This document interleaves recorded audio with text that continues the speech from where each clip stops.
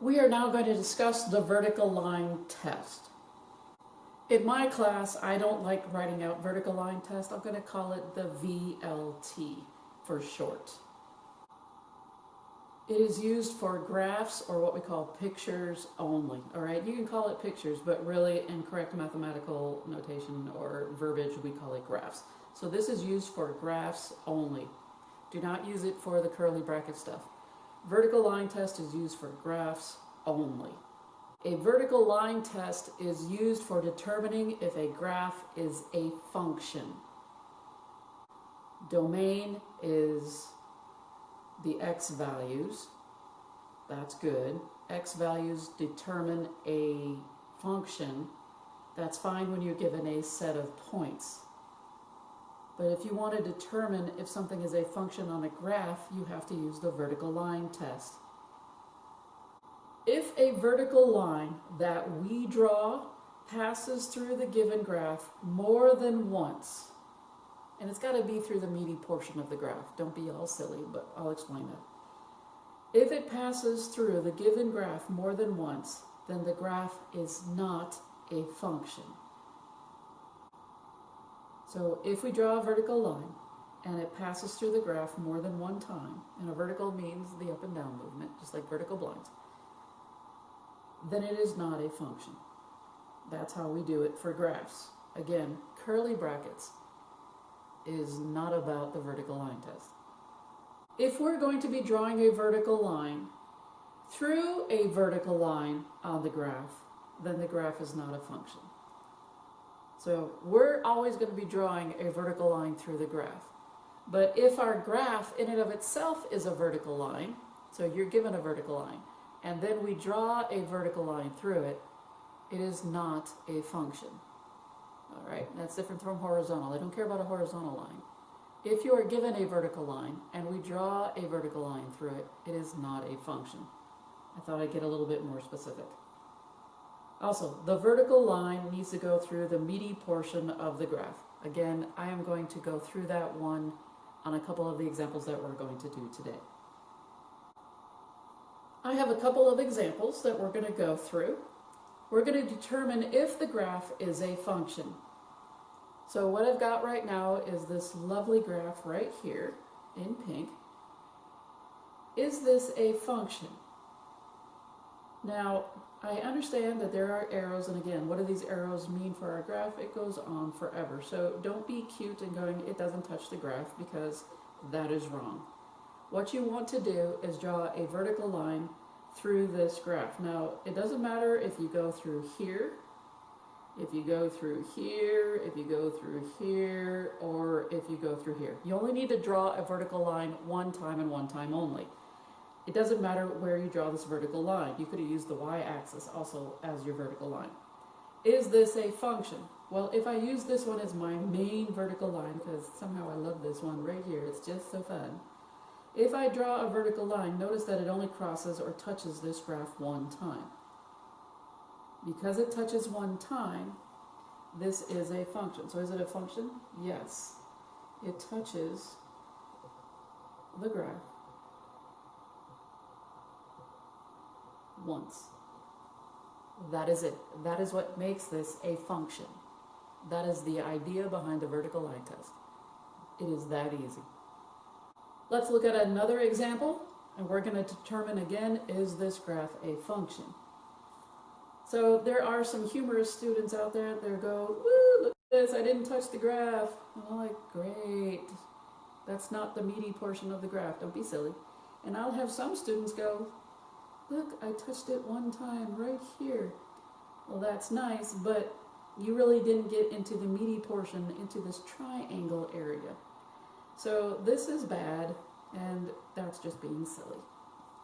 So there are two ways that I'm going to look at this problem for us. One is I could cross it right here. I'm inside this object now. Notice that I touch it here and here. I touch it more than once. Because I touch this graph more than once, is this a function? No. It touches more than once. And you could have done it, any point in here or here or here. Don't count it as an endpoint. You want to go inside the object if it's enclosed. there is this lovely little area right here. Notice that there is a vertical line. I am drawing a vertical line, my vertical line test, through the vertical line on the graph. This would be the one place I would actually go on this graph, because what's happening is I'm touching a bazillion little points all along this graph. All right, there's minuscule decimal points all in here. So I'm touching every single point on this graph, not just one time, not just twice, but there's a ton right here. So I draw a vertical line through a vertical line on the graph. This is an automatic no.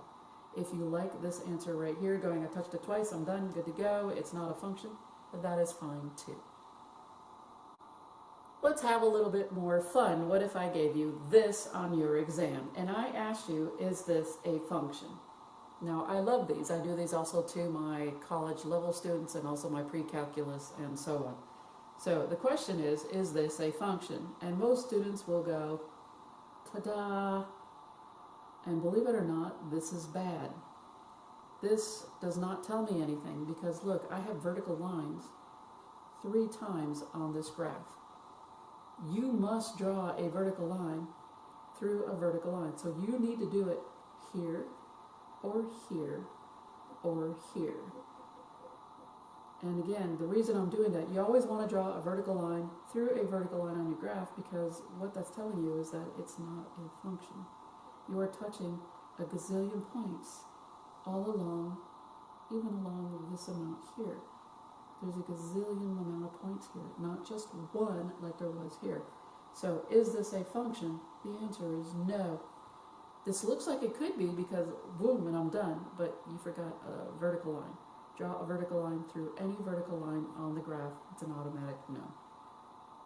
Now this example is more or less the part of the example that I was doing for the definition. Is this a function? The only thing you are given is a vertical line. Well, the only way to draw the vertical line test through a vertical line is to go through that vertical line. And the answer is what? No, I'm touching all of these points on the graph. Therefore, is it a function? No, it's not. New example. This shape is what we call a hyperbola. We get 2 graphs from one equation, believe it or not. So these aren't 2 separate graphs. This is one complete graph. Think of it as like a circle or an oval that got flipped inside out. So when you draw a vertical line, you can't just do one. It has to go through every single thing they gave you on this graph. So if I draw a vertical line, notice it's touching here and here.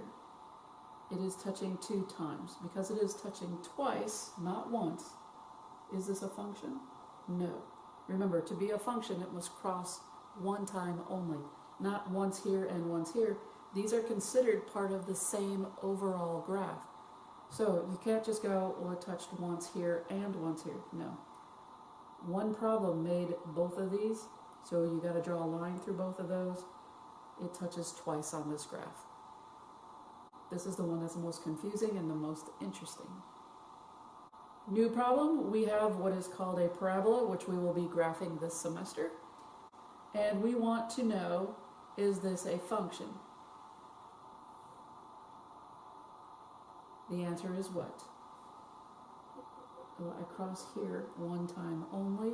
Now these, don't think that they straighten out. They do not straighten out at all. They actually keep going out and out and out forever. So they never ever come back in on themselves. No, they never go straight. They always keep going out and out. So this will never ever come back in on itself.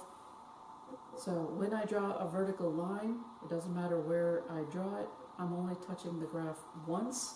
So if I use this one as my main one, I only touch here. Is it a function? Yes. Yes, it is. New example. This is what we call a cardioid. I did have a student of mine. She thought it was an olive. So kind of cool. That's a little bit ingenious thinking. But this is a cardioid, and I have a circle within a circle. And the question is this a function? So again, please don't go, no, it doesn't touch at all. And don't be silly as far as going, well, it only touched here. The answer is no, you can't do that as well. Don't be silly. Go through the meaty portion of the graph. Now, meaty portion can mean just between these two. Notice that it fails right here. I could have it fail. No, more of a meaty portion would be through right here. So it would fail definitely. 1, 2, 3, 4 parts that it actually crosses. So, is this a function? The answer is no. Because why? It crossed more than one time on the graph. So don't be silly and give me just like it's tangent to the circle or it's on the outside, so no. You have to hit the enclosed object, and it hits 2 times. It could hit 3 times if you were to do what's called a tangent line. So it kissed that one right there. So 1, 2, 3. But in this case, it also touches 4 times. The moment that you hit 2, you just need to stop right there. You're good to go. It's not a function. But again, it doesn't matter. So long, when you hit an enclosed object like this, there are no vertical lines. More than likely, if it's enclosed on top and bottom, left and right, it's not a function.